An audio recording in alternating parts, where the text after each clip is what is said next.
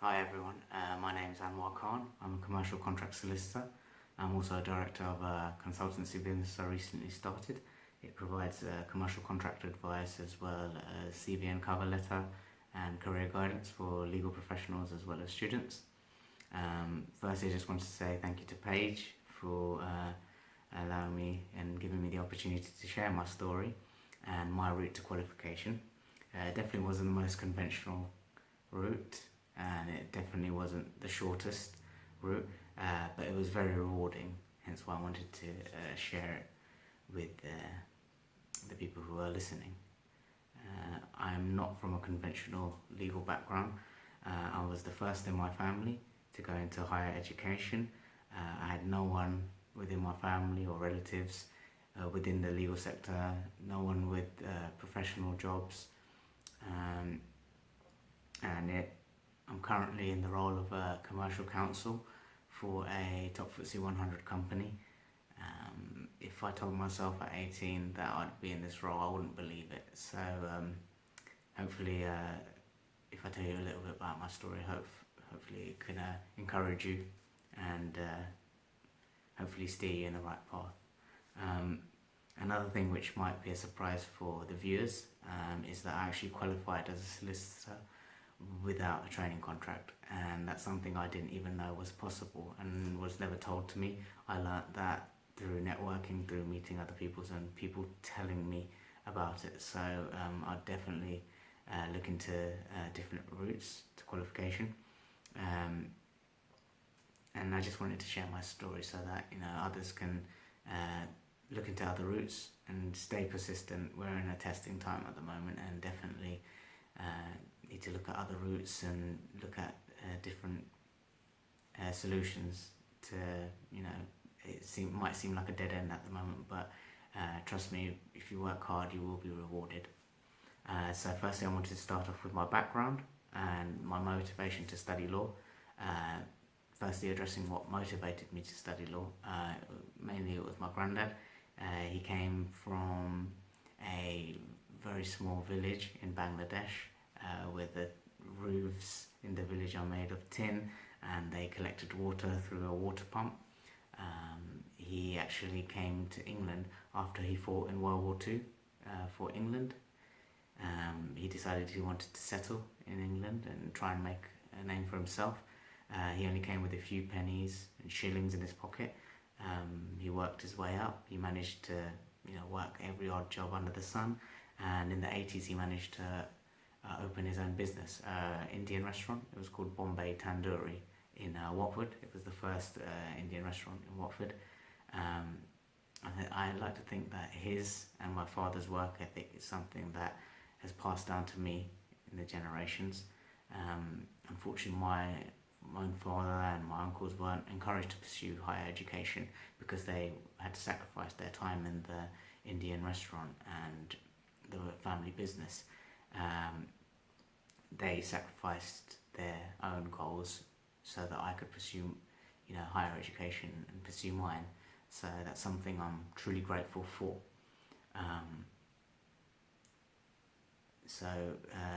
In terms of motivation, again, another thing which very much motivated me, and it's probably comes from my stubbornness, is that when I was growing up I was at a family function, and I overheard a relative say, "Why does the waiter's son want to become a solicitor?"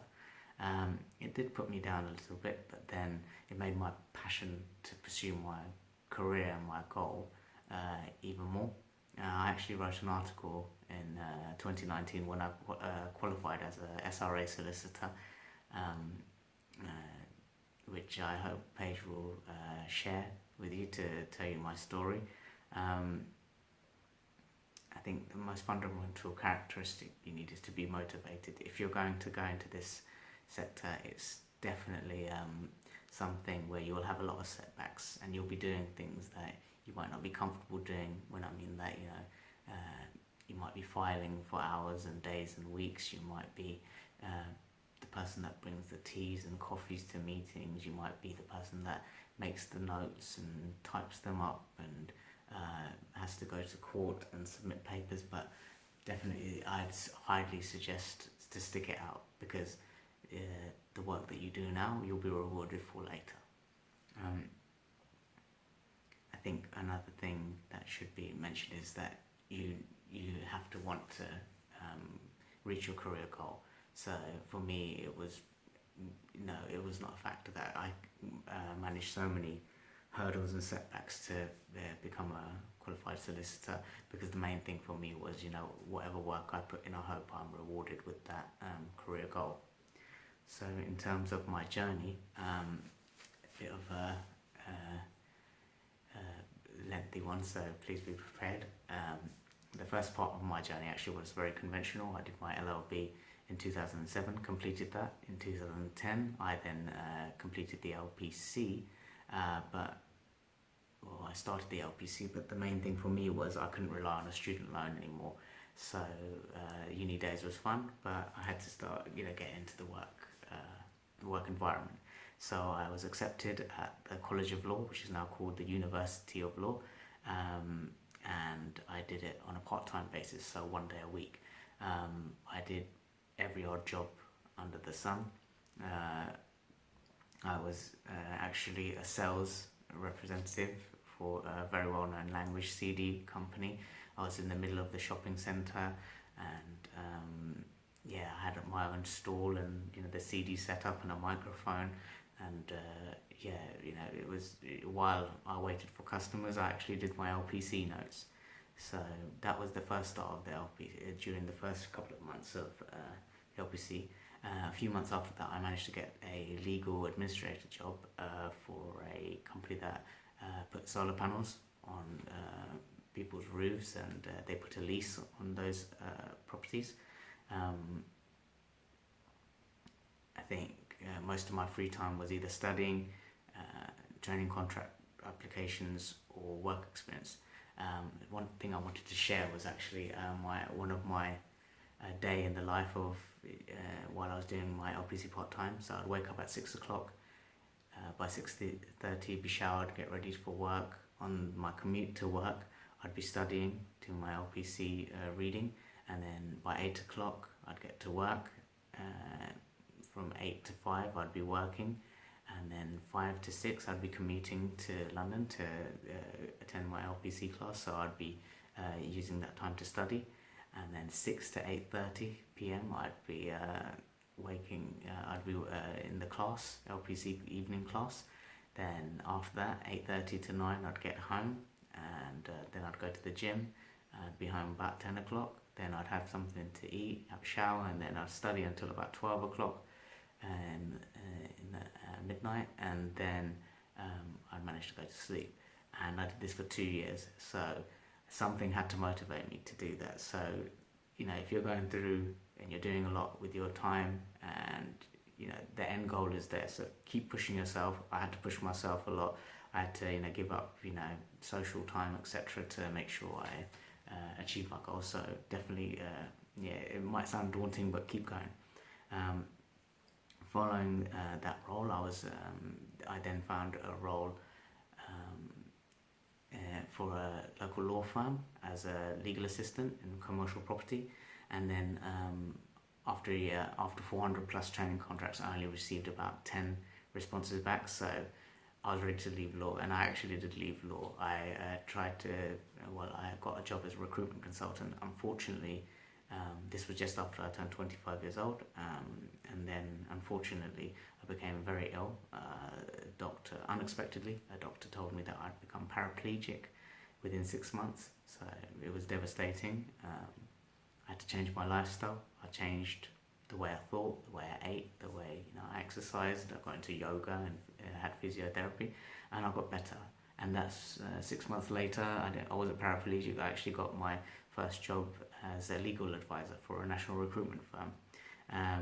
I was the legal advisor, and the person above me was the legal director, but he wasn't legally qualified. So I networked within my with my colleagues, and it was actually part of a bigger global company called Manpower. I networked, and I managed to speak to the legal director, Emily, who's a good friend of mine now. She actually is a qualified solicitor, so she actually it helped me submit my portfolio to CILEX, as I wasn't getting any options for training contracts. That took about 2 years. She signed off my portfolio, and I then became a fellow of CILEX in September 2017, which basically classed me as a CILEX lawyer, which meant, I believe, that I can practice the law as long as I am supervised by a legally qualified person, or the firm or the department is able to provide their services. And then I had to take a year break. I met my wife, then what's it called? Managed to help in doing quite a large wedding, about 600 plus people, and then after that, once we got married, the first few months it was literally spent studying. I applied for the professional skills course, and then the first few months, being married, my wife had a lot of patience with me, so I thank her a lot for that. She supported me a lot. I managed to pass the professional skills course, and in 2019 I was allowed and admitted to the Solicitors Regulation Authority as a solicitor. So a good 11 years, quite a bit of experience in that time, but definitely worth it. And the opportunities I have now have just opened up a lot. I think one thing you have to understand is, if you still have the goal, in your head, and you're not feeling daunted about it, go for it. You'll get there. And law isn't something, especially if you're not from a legal background or if you don't have legal connections, it's tough. You'll have to work your way up. But once you're there, a lot more opportunities will arise. It's a lot more easier for me to say, but it's taken me a good 10 to 11 years. Trust me, put in the work, and you'll be rewarded. And law isn't very rewarding at the beginning financially, but once you get to that stage, you will benefit. You will be financially rewarded in the more senior roles and more advisory roles. Some tips I'd like to give to aspiring legal professionals. The first one is, do the research. Law is not fixed. I know people who have done very well in regulation, in the financial ombudsman, at the General Dental Council. So look into it. It's not all lawyers and barristers. There's actually very successful legal professionals in different sectors. So look into that. Qualifying, it's not just a straightforward training contract route. There are other routes. CILEX route is something that I only found out about 5 years after I did my LPC, or 4 or 5 years after I did my LPC, so definitely look into that. Second thing is, ask yourself, make sure you want this. Law is, requires a lot of persistence, so look into it and think about if you really want to pursue that goal, if you really want to qualify, or if there's other career sectors that you think are more appealing to you, go for it. Go for a career that you actually want to pursue.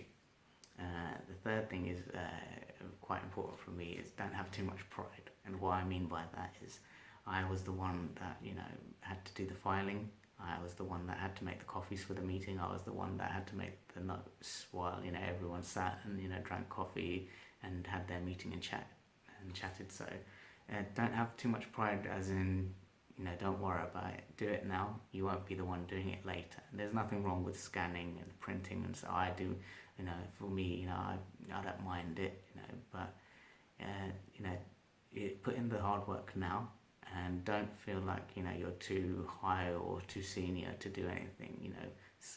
We can do everything. We all worked our way up, so push yourself. A story I just wanted to quickly share was my first legal job, which I mentioned in the solar panel company. I went and got my pinstripe suit, the one I had for my graduation, and I went to start work. And I remember my first day was, I was taken to a room, and they told me, can you go and see all these filing cabinets in here, can you just take out all the files from each of them, rearrange them, and then restock them in. We want to add some more filing cabinets in this room. and I sweated, and it was a very long day. I did that for a few months, but slowly, once that task was done, I then was, trained to do legal contracts, trained to do review contracts and get involved with leases. So yeah, it's don't worry about it. We'll all go through the experiences. You can share these experiences later when you achieve your goal. And finally, the last bit of advice I'd like to say is network, and that doesn't mean go to networking events with for CPD, for firms, for different companies. Network within your friends. You have friends that studied law with you. You have friends that you work with who are legal professionals. Make good relationships with them. My first job was because my friend called me and said, by the way, they're hiring here. Are you looking? It simply works like that. You don't have to have connections at law firms. Your friends will progress as well. Hopefully they'll give you a heads up if there are vacancies there. So networking doesn't just strictly mean going to events. It means network within the people around you as well. Make good relationships, and fingers crossed they'll help you, and you can help them as well when they're in need. I'll leave you with those tips. I hope I haven't bored you too much, and thank you very much for listening to my story. And yeah, feel free to send me any questions if you have any. Thanks.